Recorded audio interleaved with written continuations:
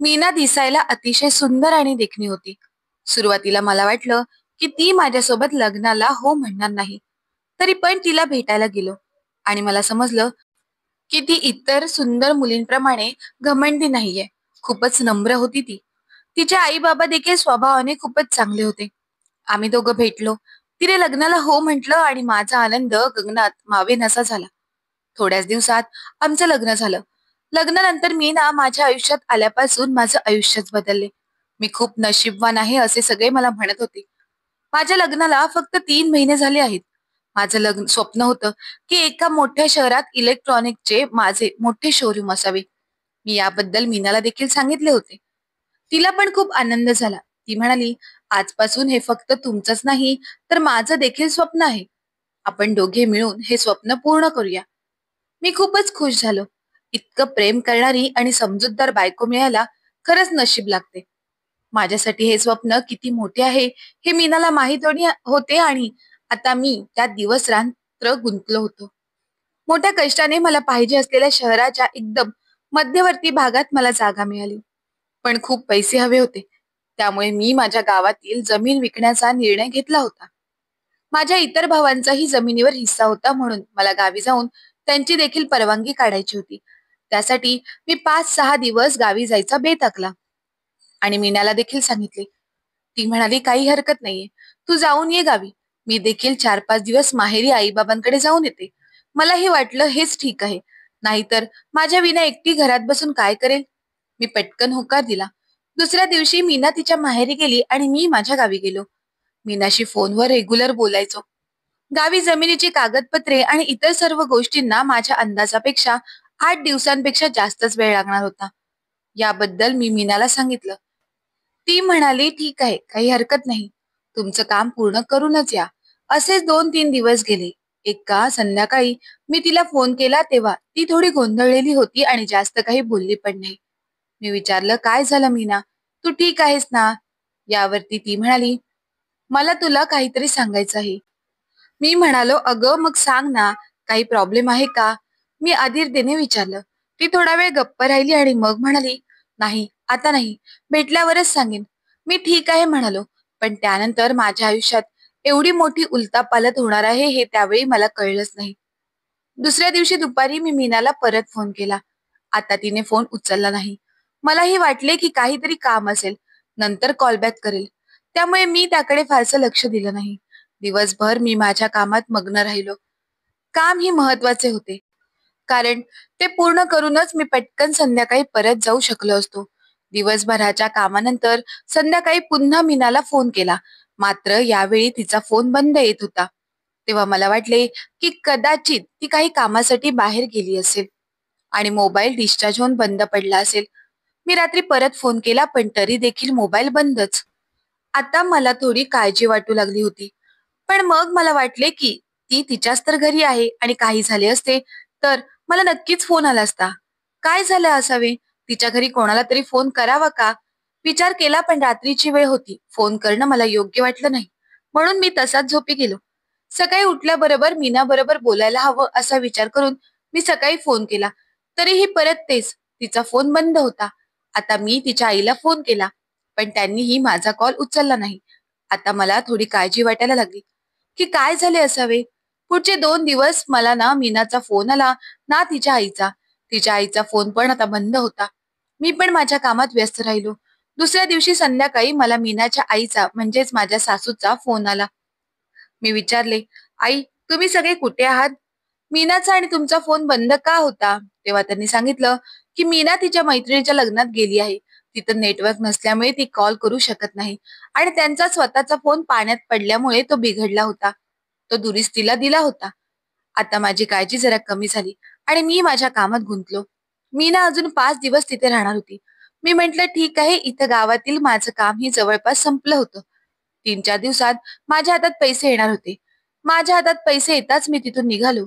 तिथून निघाल्यानंतर थेट मीनाच्या माहेरी गेलो. मला पाहून माझी सासू आनंदी होण्याऐवजी घाबरली होती. पण कसलीही रिॲक्शन न देता मी थोडा वेळ तसाच बसलो. मीना कुठे आहे असे सासूला विचारले. ती म्हणाली की ती अजून आली नाही. मी म्हणालो, आई, 5 दिवस उलटून गेले आहेत, अजून पण ती घरी का नाही आली? यावर सासू काही म्हणाली. उद्या किंवा परवा ती आली की मी थेट तुमच्याच घरी तिला पाठवीन. आता माझा नाईलाज झाला. मी तिथून उठलो आणि रागाने काहीही न बोलता तिथून निघून गेलो. इतकी कशी बेपर्वा होऊ शकते मीना? काही फोन नाही, कॉन्टॅक्ट नाही. तिच्या फोनला नेटवर्क नाही तर दुसऱ्या कोणाच्या तरी फोनवरून फोन करू शकली असती. आणि तिची आई पण इतक्या तुटकपणे का वागत होती? येऊ दे मीनाला, चांगला जाबच विचारतो आता तिला. असे विचार मनात येत असतानाच रात्री कधी झोप लागली मला कळलंच नाही. अजून पुढचे 2 दिवस उलटून गेले. मीनाचा अद्याप पत्ता नव्हता. मला तिच्या विना अजिबात करमत नव्हते. मी रागातच परत मीनाच्या घरी गेलो. सासू मला पाहून आता घाबरली आणि म्हणाली, अद्याप मीना आली नाहीये.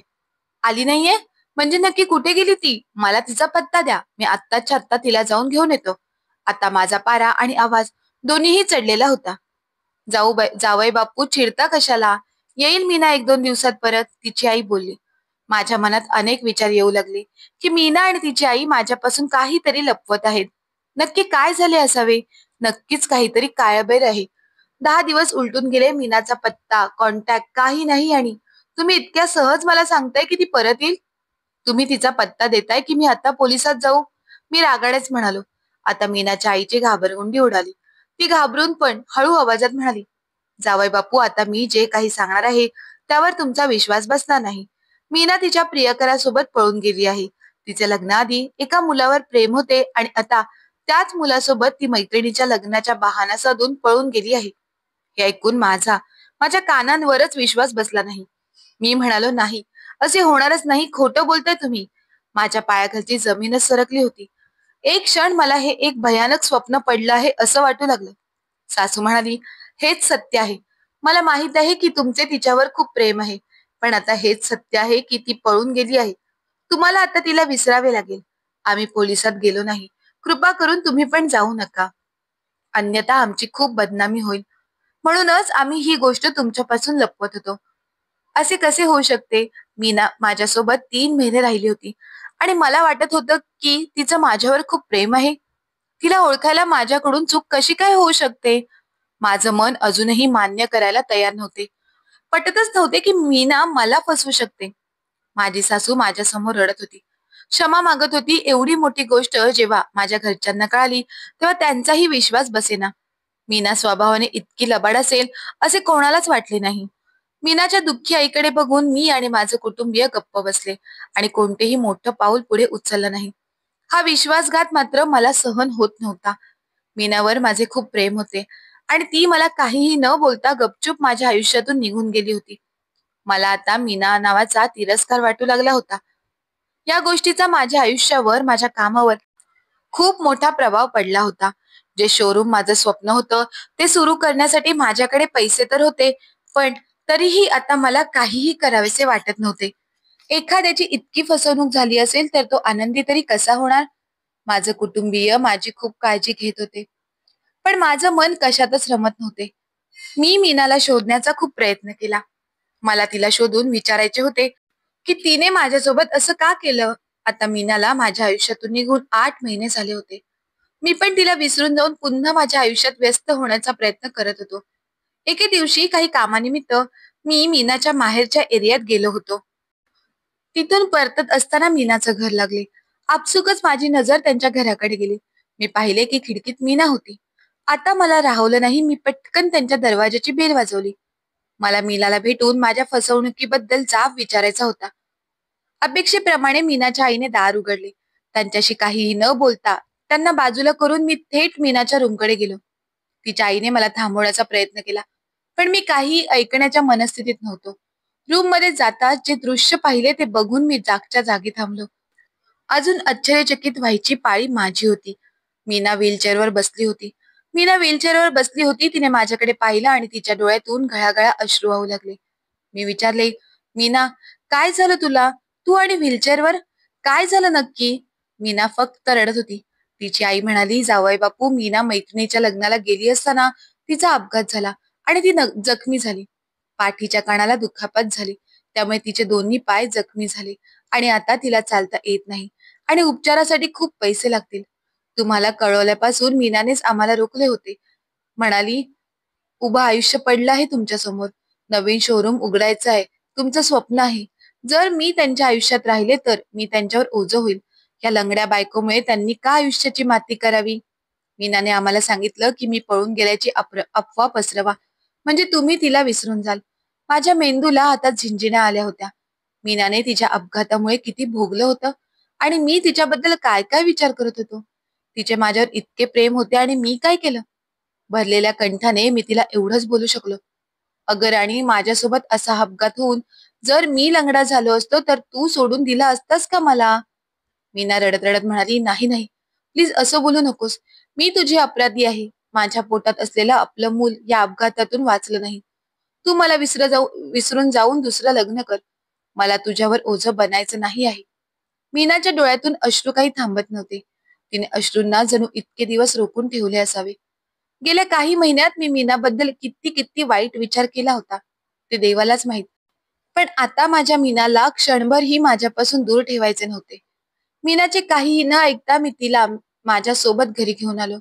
आता तिला पुन्हा चालता यावे यासाठी प्रयत्न चालू होते. मी माझं शोरूम विकून मीनाला चांगल्या हॉस्पिटलमध्ये दाखवले.